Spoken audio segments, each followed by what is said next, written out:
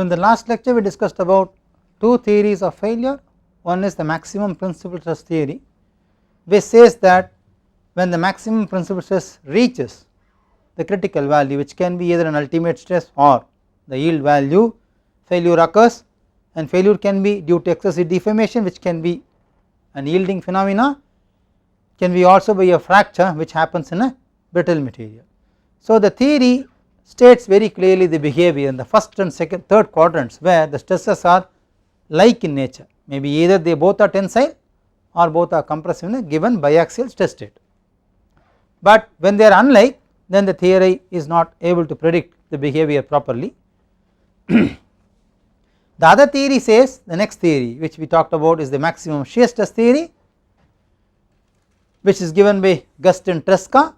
The theory says that the maximum shear stress value can be that ultimate value reached at an yield point in a simple tensile test, which is exactly equal to 50% of the yield strength or the yield stress in the material. So tau yp can be said as 0.5 of sigma yp, then the failure occurs, and it is proved experimentally that this theory holds good validation for brittle material. But the problem with this theory is that in a triaxial stress state, when all the magnitudes are almost equal, then the shear stress is very negligible or negligibly very small. In that case, this will lead to a brittle failure, which is very good for brittle material. So one should use principal stress theory in such situations. Okay. The third theory which talks about failure is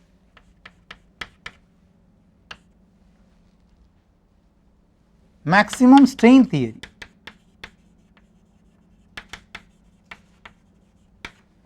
This theory was given by Saint Venant's and named as Saint Venant's theory.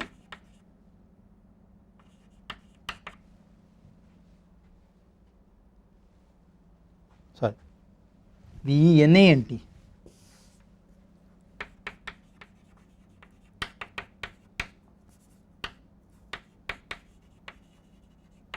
Saint Venant's theory. This theory states that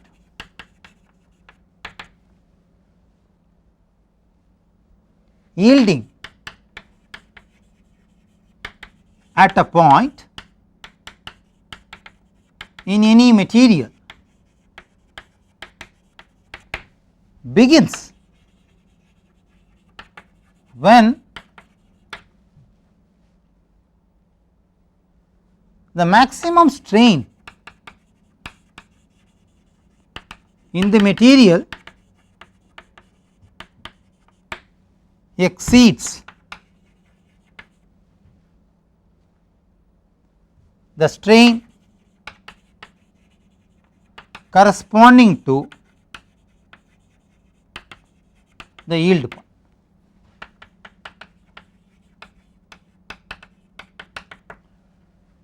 You will agree that for every stress state there is a corresponding strain happening parallelly. So look at the yield point stress and the corresponding strain. If the maximum strain in any fiber of the material reaches or exceeds this value, then the theory says yielding will start occurring.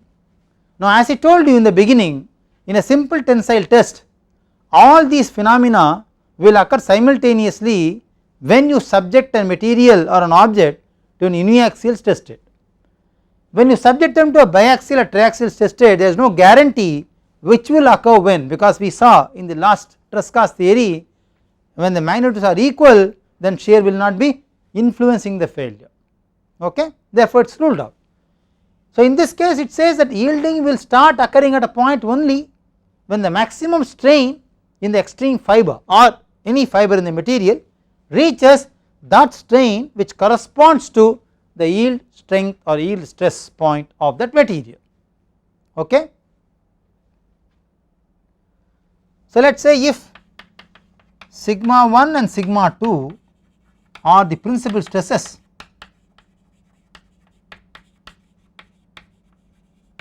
for a biaxial stress state, sigma x and sigma y are given to you, you can easily find out sigma 1 and sigma 2. I gave an equation in the last lecture, and agreeing that sigma 1 exceeds sigma 2. I mean it is larger by magnitude.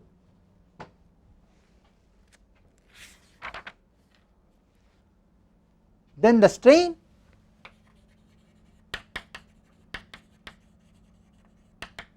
in sigma 1 direction is given by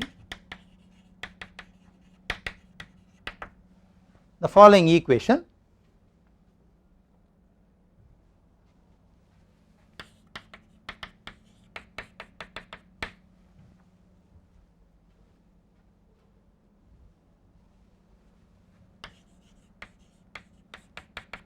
Which should not be greater than sigma yp by E, that is the condition, is not it?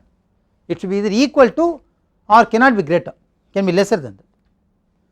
So this condition says that sigma 1 minus mu sigma 2 should be equal to sigma yp. So if I call this as equation number 1, look at this equation very carefully, it is very interesting. If sigma 1 and sigma 2 are of same nature, let us say for example both are tensile. Now what does this equation mean? This equation tells me that the maximum principal stress can even be more than sigma yp, because it is going to be, is it not? But still failure will not occur, is it not? Because I am equating it and finding out the value of sigma 1. So there is a possibility that the maximum principal stress according to this theory can even exceed the yield value. Even if it exceeds the yield value, failure will not occur, that is very important, because I am only equating it here. Okay. Now with this argument, the argument of principal stress theory fails, because principal stress theory says when the maximum value reaches the ultimate or the critical value, failure occurs. But in this case this theory allows sigma 1 by magnitude even to be more than sigma yp if sigma 1 and sigma 2 both are of the same nature. Okay. So what do you mean by this? In quadrant 1 and 3, where the stresses both can be either tensile or compressive, the magnitude of the stress at failure can be even larger than sigma yp also, is it not? Is it clear? Are you able to appreciate this difference? But of course if sigma 1 and sigma 2 are of opposite nature, then we agree that sigma 1 will be much lesser than sigma yp. Okay. Right. So in quadrants 2 and 4 the value is different, it is lower than sigma yp. In quadrants 1 and 3 the value will be more than sigma yp, is it not? So it is never equal to sigma yp anywhere in any of the quadrants, is that clear? Is that clear? Whereas in Tresca's theory, which is maximum shear stress theory, in quadrant 1 and 3 the stresses were equal to sigma yp.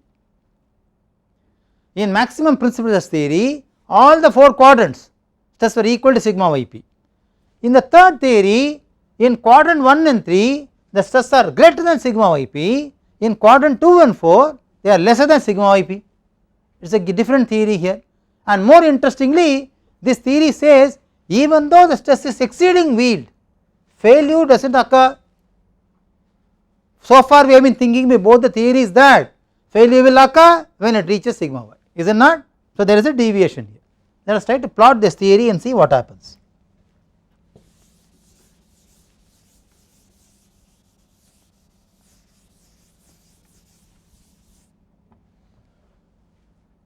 So this theory profile will look like a rhombus because the values are in 1 and 3 more than sigma yp, in 2 and 4 they are lower than sigma yp. So let us try to plot 4 quadrants.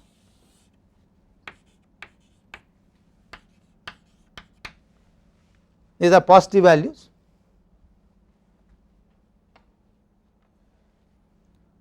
So, this will be a rhombus.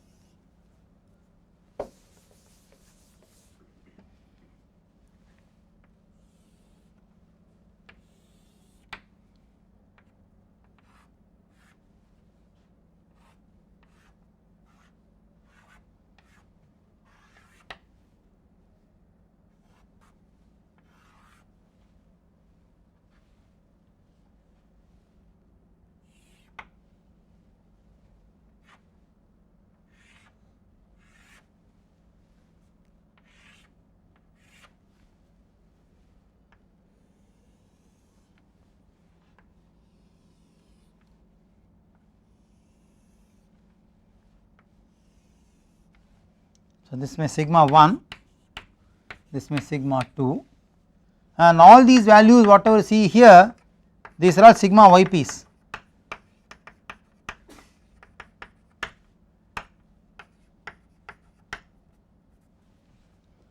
We can write down the equations for these profiles separately. Let us name them as A, B, C, D, E, F, G and H. So, AB, this AB talks about an equation where sigma 2 minus mu sigma 1 is sigma yp. Both are tensile, is it not? Both are tensile, first quadrant. Whereas this talks about sigma 1 minus mu sigma 2 is sigma yp.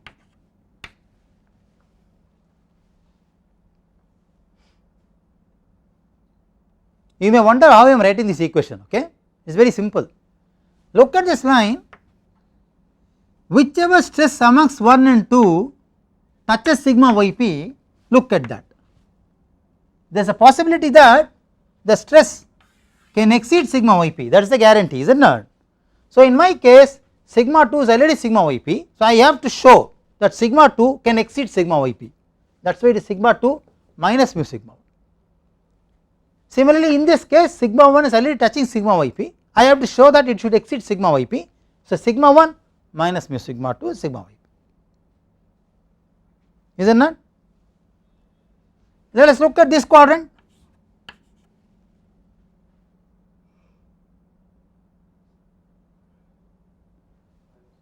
Yeah, sigma 1 we should say sigma 1 minus mu sigma 2 is minus sigma 1.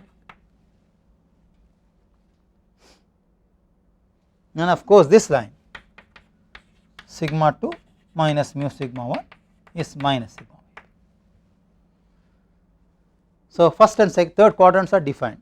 Let us come to the second and fourth quadrants. Talk about this line.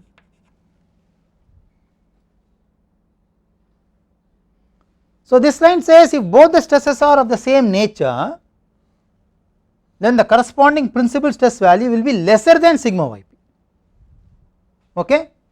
So, I want to write the equation for here. Already sigma 2 is sigma yp. So, I should say sigma 2 plus mu sigma 1 is sigma yp. So, now sigma 1 is negative in this quadrant, is it not? It is compressive. So, I had to substitute minus here. When this goes this side, it will be opposite. Okay. Similarly, here sigma 1 plus mu sigma 2 is sigma yp. So, ultimately sigma 2 as well as sigma 1 will be lesser than sigma yp by a value of mu sigma 1 or mu sigma 2 respectively. Okay. They will be lower than sigma yp. Let us talk about this line. Can you write down the equation for this line? That is Fg, good, sigma 2, yeah.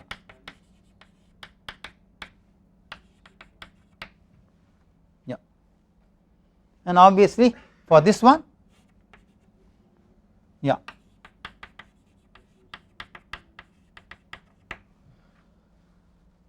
oh, this is positive, isn't it?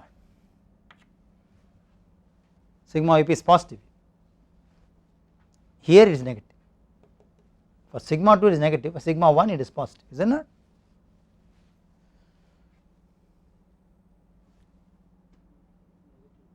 Which one? You mean to say this quadrant? No, that's this one? top. This one? Ah, this should be negative. Thank you. This should be negative. Sigma 1 should be negative. Correct.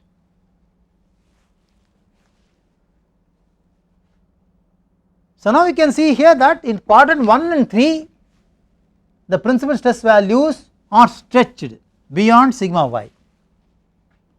In quadrants 2 and 4, the principal stress values are compressed less than sigma yp.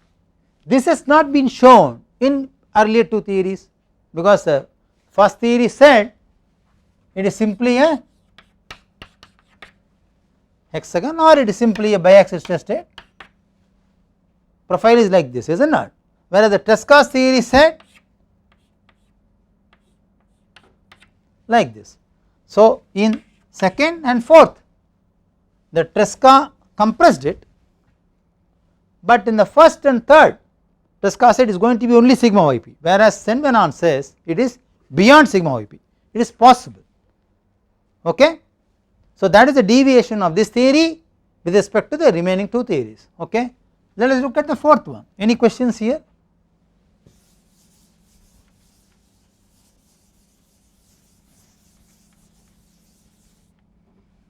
The fourth theory says total strain energy theory.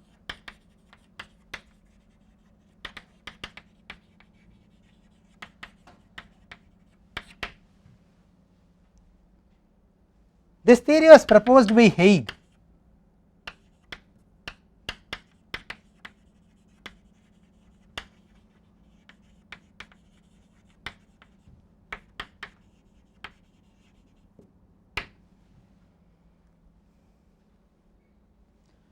This theory states that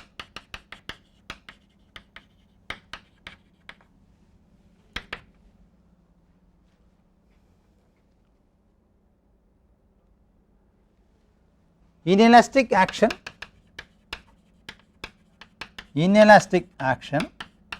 or yield will take place at a point when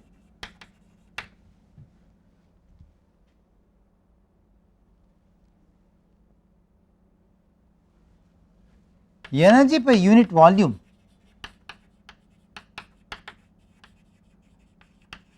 of the material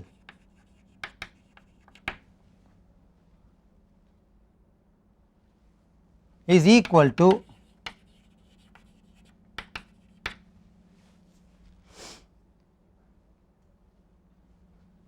the energy absorbed by the material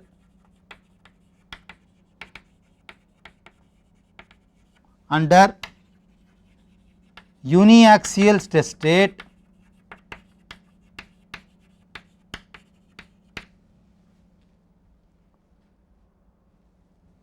as in the case of simple tensile test.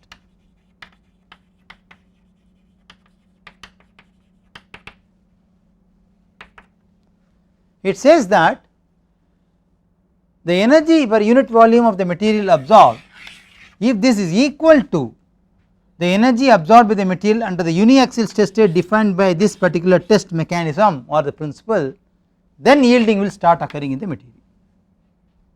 Okay, it is not bothering about any stress reaching sigma yp, shear value reaching 50% of sigma yp, stress exceeding sigma yp, nothing. it simply says look at the energy absorbed by the material per unit volume. Okay, it is talking about total, a different dimension of the failure now. So, in a given triaxial stress state,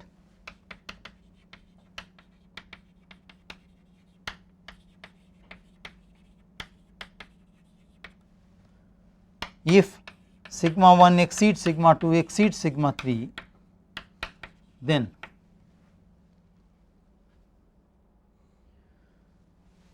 strains epsilon 1, epsilon 2 and epsilon 3 are given by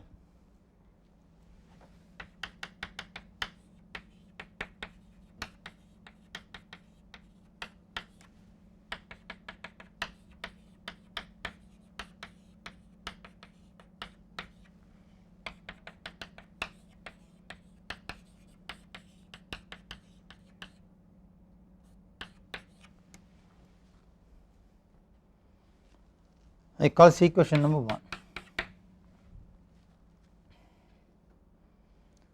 Then strain energy per unit volume U is given by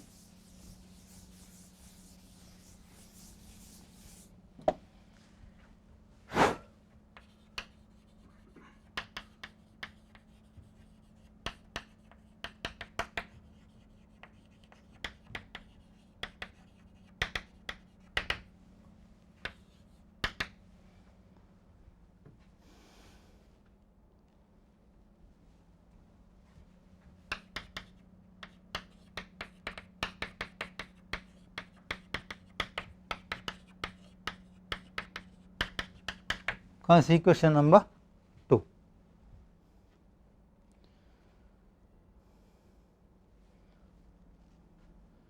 So, the equation 2 has strain values here epsilon 1, 2 and 3.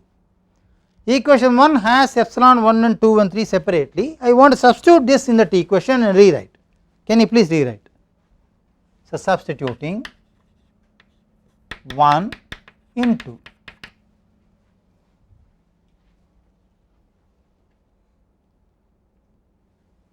so what will be the value of U? Quick.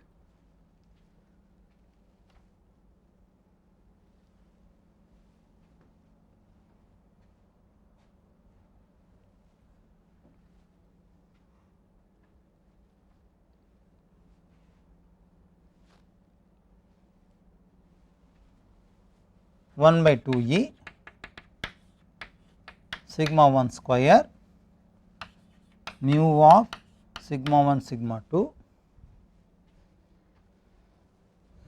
plus sigma 2 sigma 3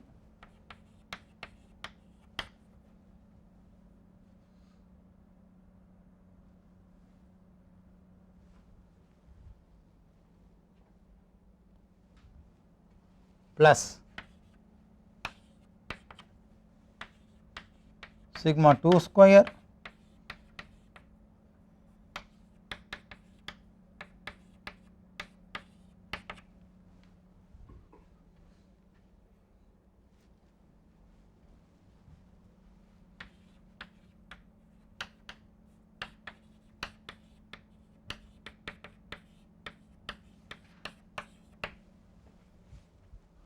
do we get this?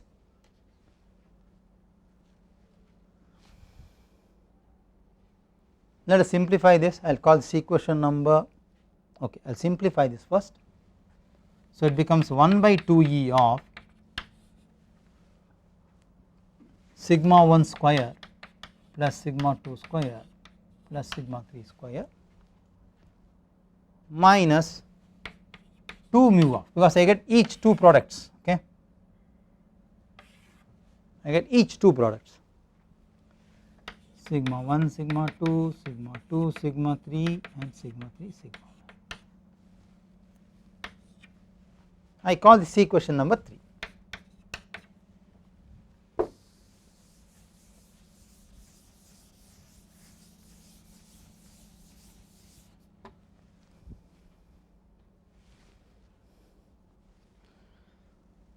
So, in equation 3 for a biaxial stress state,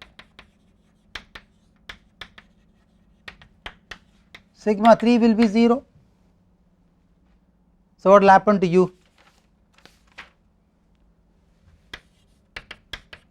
1 by 2 E of sigma 1 square sigma 2 square minus 2 mu of sigma 1 sigma 2. Is that okay? Sigma 3 will be set to 0 in this case, I get this.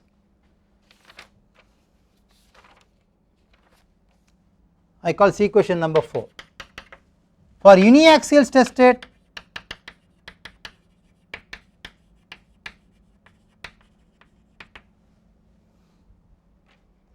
so I should put sigma 2 as well as sigma 3 both are 0. I simply get u as 1 by 2 E of sigma 1 square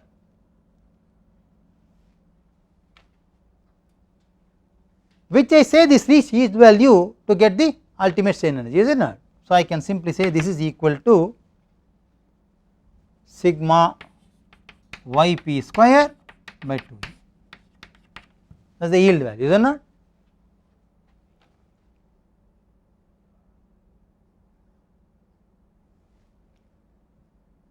So as per this theory, either equation 3 should be equal to 5 or equation 4 should be equal to 5, is it not? As per this theory, whether it is uniaxial, biaxial or triaxial, do not bother about the stress state, bother only about the strain energy. So either 3 should be equal to 5 or 4 should be equal to 5, okay. So according to this theory, either equation 3 should be equal to equation 5 or equation 4 should be equal to equation 5, is it not? So let us imply that and see what happens.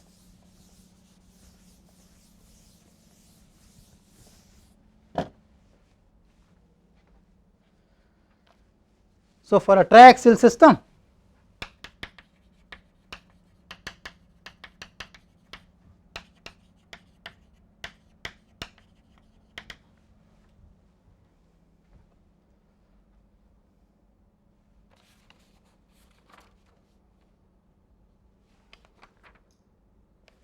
so I am equating 3 and 5, I will get sigma 1 square, sigma 2 square, sigma 3 square. I do not have equation 3 here, but anyway, minus 2 mu of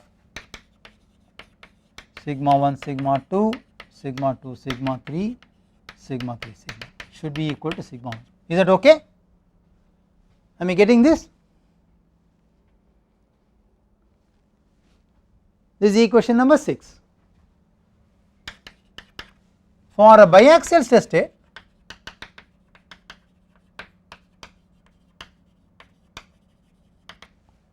I am going to equate equation 4 and 5.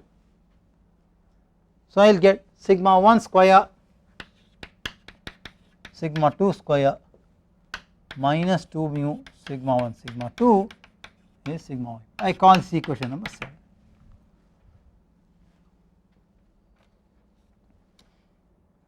Let us look at this equation,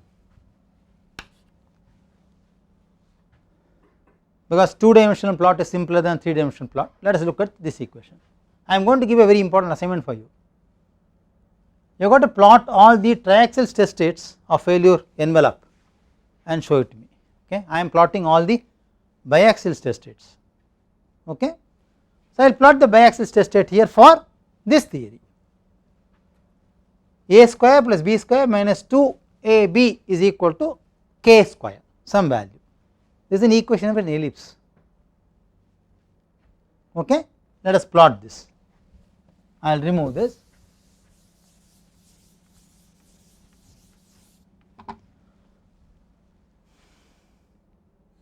So I should say equation 7 represents an ellipse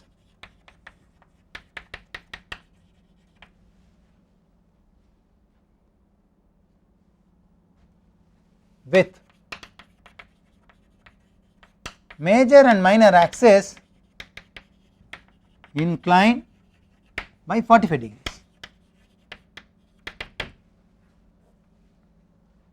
let me draw that here.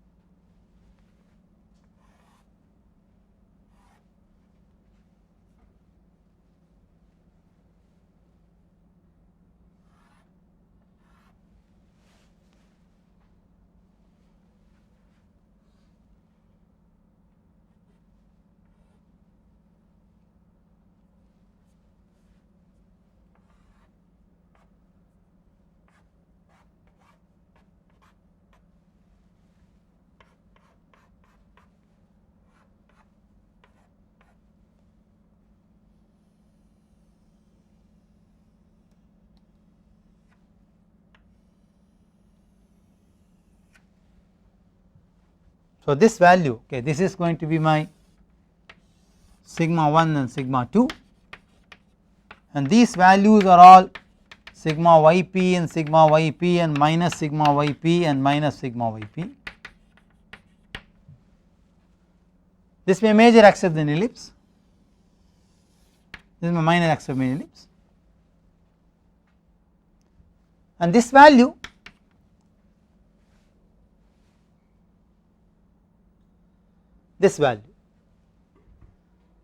will be equal to 0.87. I will show you how it is, and this value is going to be equal to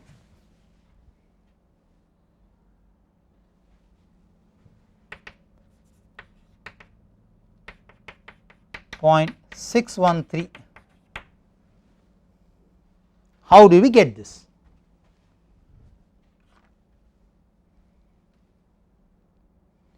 Let us say I will remove this, I will let equation 7 here again.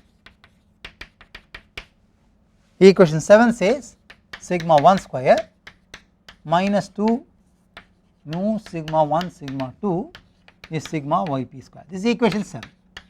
I am rewriting it again here, is it not?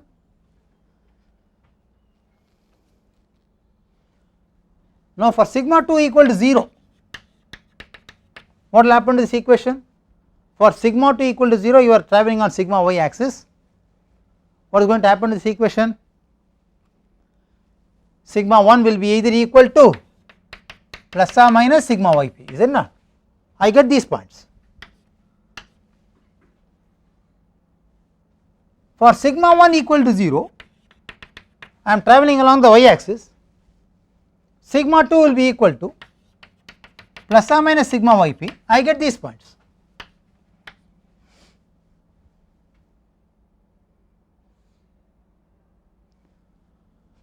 For sigma 1 equal to sigma 2, same value, simply sigma, intensity is the same. What will happen to the sigma value then? Work out and tell me quickly.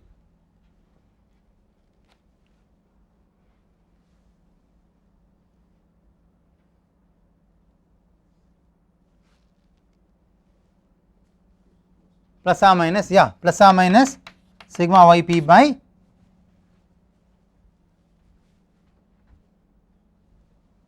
root of 2 1 minus mu. See, this becomes sigma 2 mu, 2 is out, 1 minus mu sigma square. Simplify, take a root, I get this, isn't it? Now, for mu equal to 1/3, which is the common value of steel, what is mu? Mu is the Poisson's ratio, okay, transverse strain by longitudinal strain. What is sigma? Quick.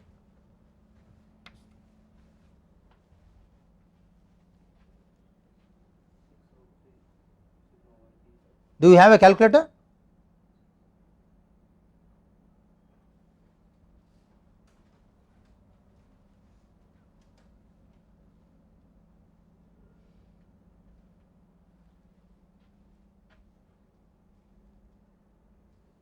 How much? 5.19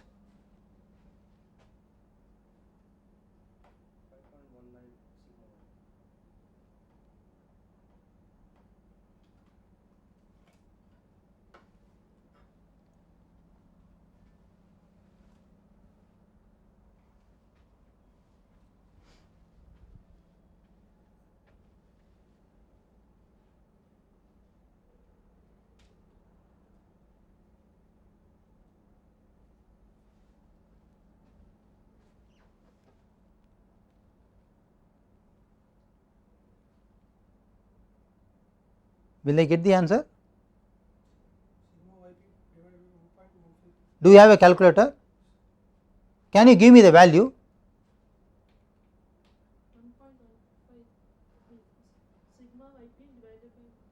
Give me the value in fraction.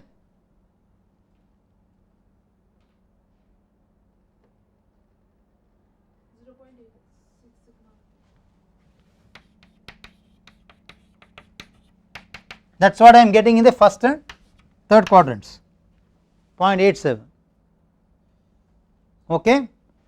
Now in the second and fourth quadrant, let us say sigma 1 is equal to plus sigma and sigma 2 is minus sigma, that is nature is different.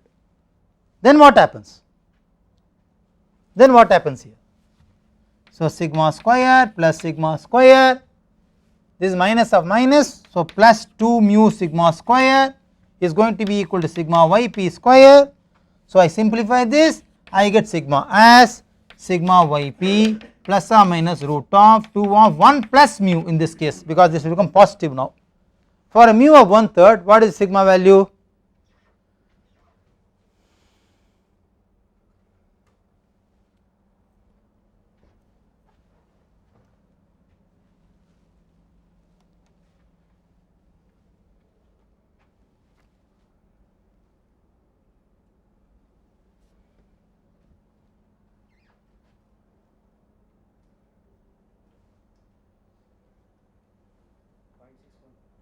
Huh? Yeah.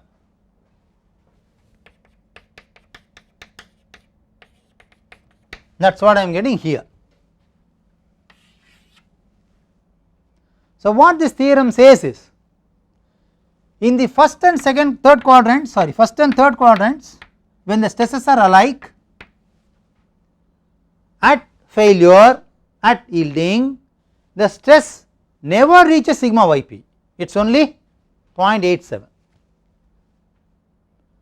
Whereas in principal stress theory it has to reach sigma yp, in maximum shear stress theory it has got to reach sigma yp by 2, in the previous theory Sen-Venon's it exceeds sigma yp also, but in this theory it is not even touching sigma yp, it is only 0.87. So what does it mean is, when both stresses are of the same nature and same magnitude, the yielding will start much below sigma yp.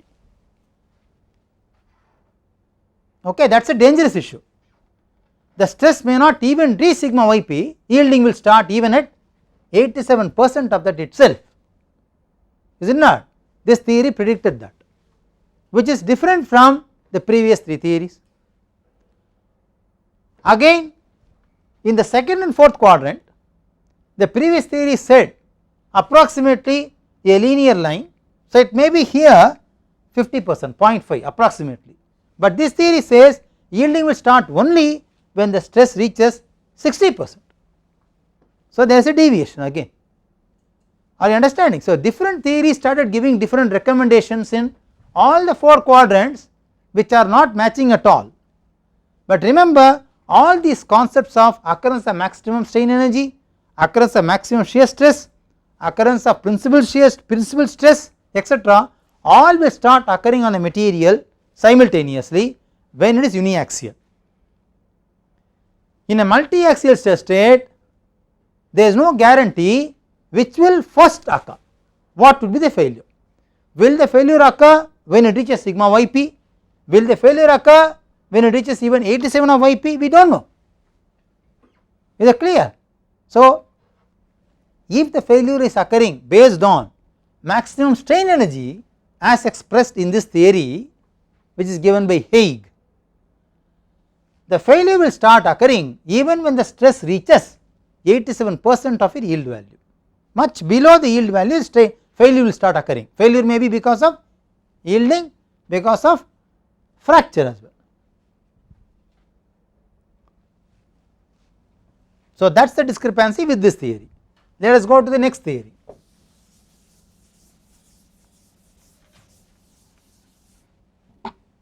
Fifth theory, maximum distortion theory.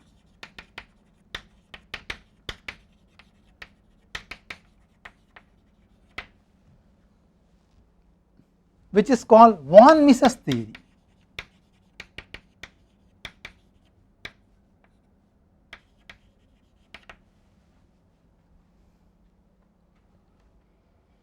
This theory was proposed by von Mises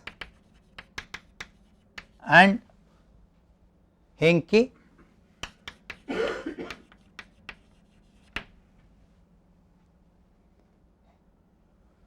This theory states that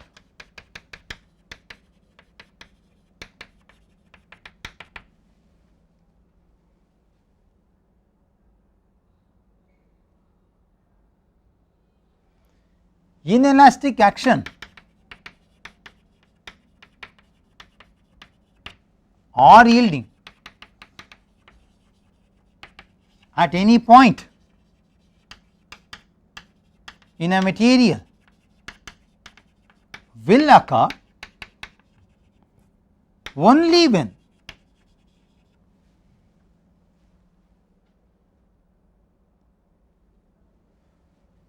the strain energy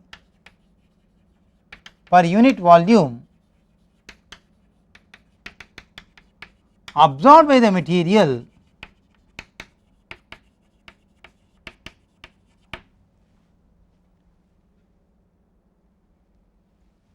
corresponds to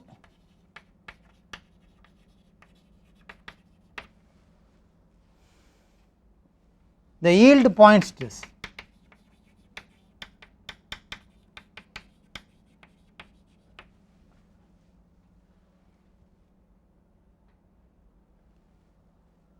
As obtained by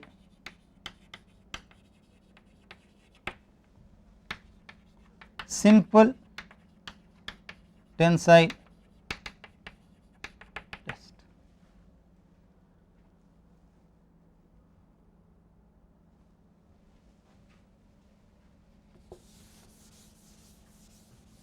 So, this theory talks about distortion. What is the difference between volumetric strain energy or strain energy per unit volume with that of distortion? So, there is a difference. Distortion is change in shape of the geometry, okay, that is also an inelastic deformation. I have a body which is cube in shape, I apply a force, the body shape changes, that is also an inelastic deformation. So, this theory focuses on distortion of the body. It says that yielding will occur only when the total energy, strain energy per unit volume reaches the yield point stress as shown. So, you will, if you look at von Mises and Hayek's theory or von Mises and the total strain energy theory, which just now we saw theory 4, there is a very marginal difference between these two theories in understanding. This theory includes in total strain energy the distortion also into it, whereas the earlier one did not talk about distortion at all. So, in this theory I must clearly show in the expression which terms corresponds to distortion, which does not correspond to distortion. Okay. In that theory, if I say that terms correspond to distortion is set to 0, this theory will be shown as a different deviation, which we will see in the next lecture. Okay. So, we will see the fifth theory elaborately in the next lecture, then we will pick up a problem, compare all the 5 theories, and as a designer what theory should I use and what is the consequence of using different theories in design, we will talk about that. Okay. So, in this lecture as a summary I wish to state that we have discussed different failure theories, maximum principal stress theory, maximum shear stress theory, maximum strain energy theory, total strain energy theory, etc. Okay. The difficulties here in this theory is all these values of occurrences will happen simultaneously if the material or member is subjected to uniaxial stress state. But in reality marine structure members are subjected to biaxial or triaxial stress state, that is one complexity we have. Therefore, we really do not know in a given stress state in marine structure members will shear stress be predominant to cause failure, maximum principal stress be predominant to cause failure, and so on. The second issue is if the stress magnitudes are same but the nature is alike, you fall in second and fourth quadrants, If the stress magnitudes are same and the nature is also same, you fall in first and third quadrants. So each theory gives different recommendations of yield value in all these 4 quadrants. So there is a big complexity, confusion in understanding which will initiate failure, and should I consider sigma yp based on principal stress value, maximum shear stress value, total strain energy absorbed, maximum strain energy value, or distortion. We do not know. Is that clear? So far we have not been exploring this in detail explicitly when we studied plastic analysis and design, because we understood that when stress in the material reaches yield value, collapse load or collapse of the structure occurs.